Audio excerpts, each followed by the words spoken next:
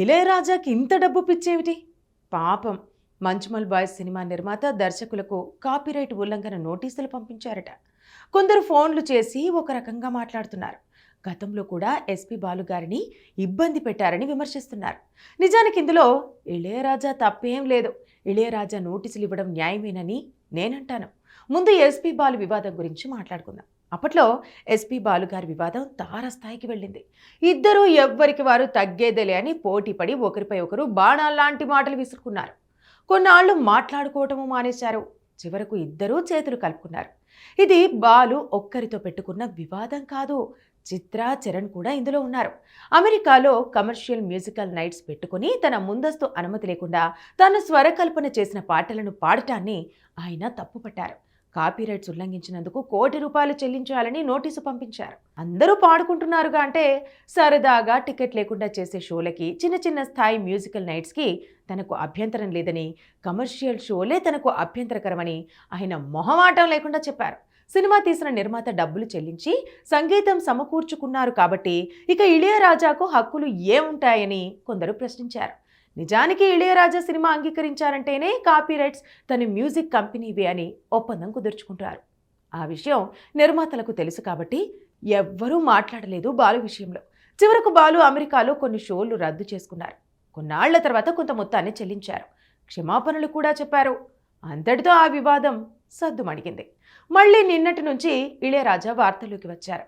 ఫిబ్రవరిలో విడుదలైన మంజుమల్ బాయ్స్ చిత్ర నిర్మాత దర్శకులకు ఆయన నిన్న నోటీసులు పంపించారు. ఇందులో 1991లో గుణ సినిమాలో ఇళయరాజా స్వరకల్పన చేసిన పాటను వాడుకున్నారు. ఇలాంటి అనుమతి తీసుకోలేదు. సౌబిన్ షాహీర్, బాబు షాహీర్లకు కాపీ హక్కులను ఉల్లంఘించారంటూ అధికారిక నోటీసులు పంపించారు. ఎప్పుడో విడుదలైన సినిమాకు ఇప్పుడెందుకు పంపించారంటే అది బాక్సాఫీస్ను బద్దలు కొట్టింది. రికార్డు స్థాయిలో కోట్లు వసూలు చేసింది. కేరళలో అయితే ఏకంగా 200 కోట్ల పైచిలుకు వసూలు చేసింది. తమిళనాడు, కర్ణాటక, ఆంధ్రప్రదేశ్, తెలంగాణలో సైతం సూపర్ డూపర్ కలెక్షన్లు సాధించింది.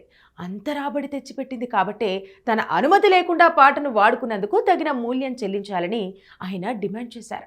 అలాగే రజనీకాంత్ హీరోగా వస్తున్న కూలీ సినిమా టీజర్లో తన అనుమతి లేకుండా తన ట్యూన్ వాడుకున్నారని సన్ మోషన్ పిక్చర్స్ నిర్మాతకు నోటీసు పంపించారు.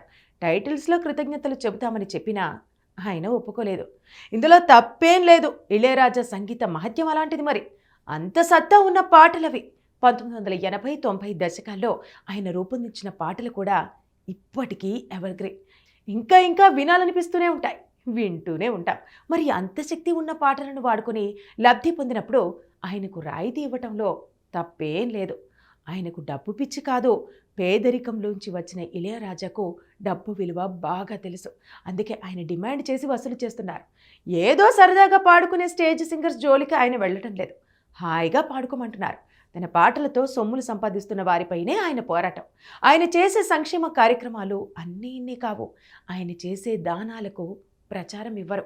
ఎందరో సంగీత గాయకులకు, వాద్య కళాకారులకు ఆయన ఒక భరోసా. ఎందరో పేదలకు ఆయన ఒక చేయుత. అందుకే ఇళయరాజా అందరి హృదయాలను దోచే సంగీత బ్రహ్మ అయ్యారు. ఇండస్ట్రీలో కాపీ హక్కుల ఒరవడికి ఆయనే తొలి అడుగు వేశారు. భవిష్యత్తులో ఇళయరాజా అడుగులోనే అందరూ నడిచే అవకాశం ఉంది.